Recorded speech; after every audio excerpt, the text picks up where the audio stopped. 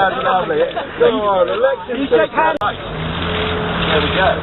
You're place there, don't we? Yeah, right. Okay. So just your left. Over to your left. Yeah, a little bit further. That's good. The photo and the lovely. It's just like the bride and groom. That's lovely. What about a little kiss? That's it. And a little bit further over to your left, if you wouldn't mind, please. Thank you. That's great. Looking this way though, not to the Guardian. Down here. That's it. Thank you very much. Thank you. That's it.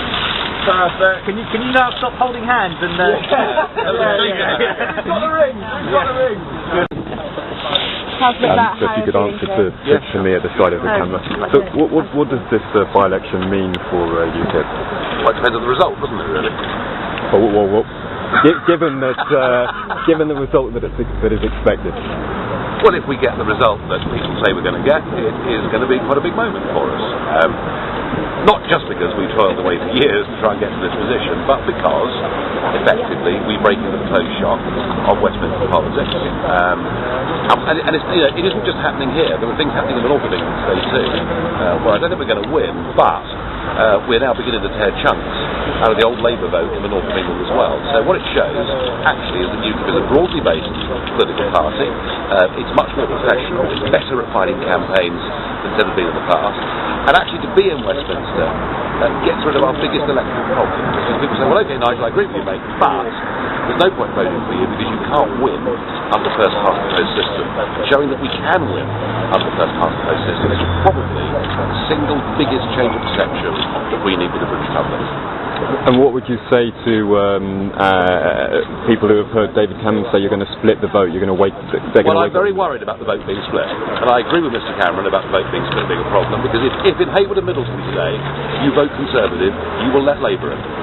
If you go to bed in Haywood and Middleton today with David Cameron, you will wake up with Ed Miliband. If those Conservative voters who want to beat Labour in Haywood and Middleton today, if they go out and vote UKIP, UKIP will win that by-election. So this rubbish we get from central office, backed by much of the country, we are now the challengers to the Labour Party in the north of England, not the Conservative Party. And are you expecting more people to jump ship? I don't know. I haven't thought about it really. You must have thought about it. No, I'm thinking about today, and ask me tomorrow. Fine. How's it looking so far, do you know? Well, I'll tell you in about 2 hours when I've been out and canvassed around. When I've canvassed around the street, and but I don't know. I mean, clearly people walking in off the street, bidding a horn, seems there's a real enthusiasm. Don't worry about my face. Does it feel good? Well, I mean, I've been plugging away at this for a very long time. So yes, the answer is yes. On a personal level, yes, huge, and I just, I'm delighted to be here today. There's a little bit of me too would like to be supporting our candidate up in Haywood, because that is also a very important by-election. But as I said earlier, I'm very worried about the vote being split. If you vote Conservative in Haywood and Middleton, you will get Labour tomorrow. Tell us a bit about how you're feeling. Is it exciting now? And on a personal level, or does it feel like? I came in by working in the hospital event. It's wonderful.